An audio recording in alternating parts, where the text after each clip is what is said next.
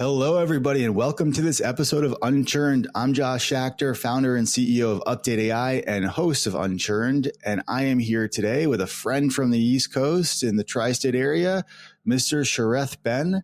Shareth is the former VP of Customer Success at Securonics, which is a security company he's going to tell us a little bit more about. Shareth, thank you so much for joining me. Thanks for having me on, Josh. So just very quickly, very high level, pithy, tell us, I know you're not at Securonics, but you were there for 8 years. You led CS. Tell us quickly, what it is that Securonics is all about. Absolutely, yeah. 8 years in cybersecurity and customer success feels more like 12. Yeah. But Securonics is an enterprise-grade B2B cybersecurity solution provider. We help both large enterprises as well as in the mid-market customers to defend themselves from some of the most complex cyber attacks and insider threat and insider risk type of areas. That kind of sounds to me almost like, what do they say about like bars, like restaurant bars, like in the time of a recession, they're popular because people are drinking away their sorrows. And in good times, they're also popular because people have money to spend on alcohol. Like you always need protection against cybersecurity would be my kind of top level thought on that one. But 2023 has been a tough year for folks. That's been well documented, almost a platitude at this point, but it's true. What has been your experience in 2023 running CS from a commercial standpoint? Yeah, you're right about that. I mean, cybersecurity is mission critical pretty much for every company that wants to stay out of the news, right? There's a reputational damage if there is a breach. There could be loss of confidential as well as intellectual property. And that could get them into trouble. So almost always, cybersecurity budgets are always, especially in the last few years, have been given higher importance. However, what we're seeing this year is that most companies are stack ranking all their vendors, and typically in cyber, there are at least 2 or 3 different vendors they do business with, and they're looking at the vendors where there's a higher spend. And they're asking some questions, some very important questions, starting with, are we getting the value that we sought out to from this particular vendor? Can we do the same thing elsewhere? Can we consolidate tools? Or, is this our long-term strategy? Or can we go to a plan B and get the same outcomes with much less? So these are tough questions that are coming our way, and we have to be prepared. So it has not been... We've had some very interesting conversations with customers, but it's definitely some headwinds we're dealing with. So CS, in this sense, for these headwinds, CS stands for consolidation, competition, and strategy shifts. Basically, what you're hearing from what potentially you could hear from customers.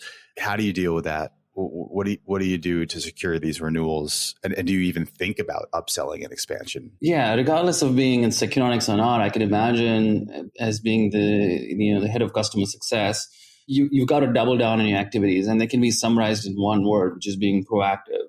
And these activities can be both internal activities, things that you do in order to increase the touch points that you're having internally, as well as external activities such as getting more airtime or getting increasing the dialogue that you're having with the project sponsors.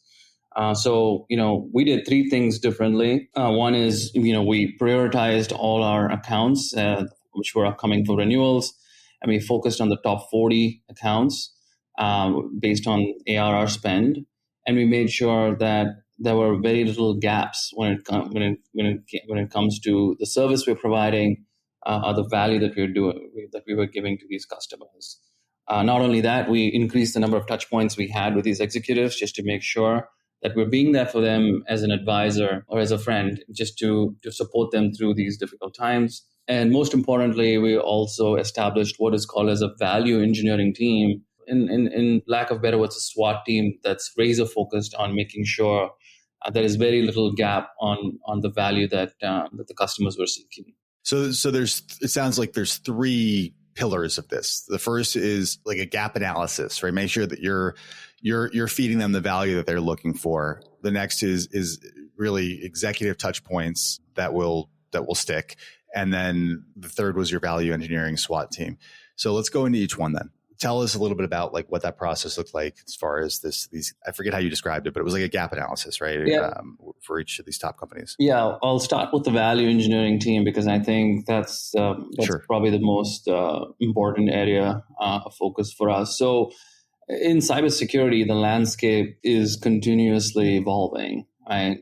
It's never a standstill moment because the adversaries are constantly changing and moving, and depending on the industry, you got to be tuned in what's going on, especially with the ransomware attacks continues to be on the rise. And not only that, there's a lot of email-based fraud. And to make things worse, a lot of hospitals and schools are getting attacked for ransomware. So what cybersecurity vendors need to do is to pay attention to these changes and continuously assess, what are the desired outcomes that a particular customer or organization is trying to achieve, which is typically trying to increase their detection capability and reduce the attack surface, and then understand where the current state is at. And that will determine what is the gap that we need to close. So, plan versus actual, right? And Right. So we're spending a lot of time, especially with these large enterprises, we did, in understanding this gap and helping them close those gaps, which could mean that as an outcome of the assessment, we're helping them, get them more visibility within their network, as well as what we found out was that enablement was a key area that we had to double down on, because in order for these customers to extract the most amount of value from the platform, you got to enable them and allow them to use the platform in the way it was designed and meant to be used. And so we knew we had a challenge here, and so we had to double down, and we had some really good results as a fact of doing this. Can you talk about those results? Yeah. The best test for any of our customers at that point to get the value is to make sure that they're doing a red team exercise where they would simulate an attack to see, how well the defenses are holding up. And we would almost always end up scoring high, especially when, we put a company through such a, value or a gap assessment. So we talked about the C's and the consolidation, competition, and shift in strategy as three headwinds that renewal teams can face. In those plan Bs of, we don't need your product, we're going to build our own, we're going to buy somebody else, go cheaper or whatever. Like, how do you, tactically speaking, handle those conversations with those customers and executives? Yeah, I think this is where you got to get creative, and as well as, be the advisor that customer success, is, promises to be, right? And, let's think about it. Like the project sponsors are also in a tough spot. They rather continue with us, but they're forced to consider other options because of budget or because of other external factors. What I found to be always useful is to be there for them as a trusted advisor and educate them as much as possible. When you educate them and let them know, here are the pros and here are the cons of your decisions that you're potentially considering, and that what happens is then they start to realize that they end up reevaluating the decisions before they move to plan B. Because what happens is when it comes to enterprise B2B software, typically the switching cost is very high. I mean, it took our project sponsors several weeks, if not months, to build up the program, to build up the technology and the processes around it. And now they've been asked to leave that behind and move into a new territory. That's a lot of work, and that actually pushes them behind. So when I educate our project sponsors about the switching cost in terms of not just time, but money and resources, they really start to reevaluate the decisions to move away. And in several cases, they end up considering staying with us. Shareth, you're on a little bit of a sabbatical right now after, taking a deep breath from Securonics. What do you think is the horizon for CS, and where do you want to play in that?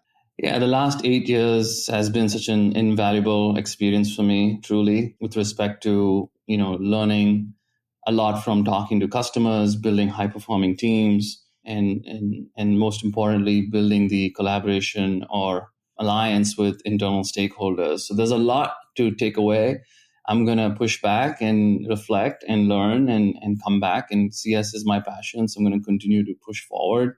And there's so much happening in the CS world out there. It's so exciting. And I feel this is such a promising, future for folks in CS. So a lot to reflect on, but at the same time, a lot to be done as well. And so I'm absolutely looking forward to coming back in the future. And what are you most excited about right now during your sabbatical? Like, we're recording this now. You're just about to take flight into it. What are you most looking forward to? If I can summarize what I'm excited about the most in one word, is to go explore. I feel like having the exploratory mindset is so important today, given the plethora of information and news and so many things happening, both at work, professionally, as well as in the work. Just getting the exploratory mindset is something that I'm looking forward to, because I think that's going to open up my horizon and my opportunity into other areas that I can bring back and apply and transfer those skills back to work. So that's what I'm looking forward to. Lots of travel coming up, as well as spending time with family and friends. Well, I wish you the very best in your explorations. Shareth Ben, thank you so much for sharing your stories and insights from 8 years at Securonics and the experiences and the headwinds of 2023 that we're all facing. Thank you, Josh. Thanks for having me on.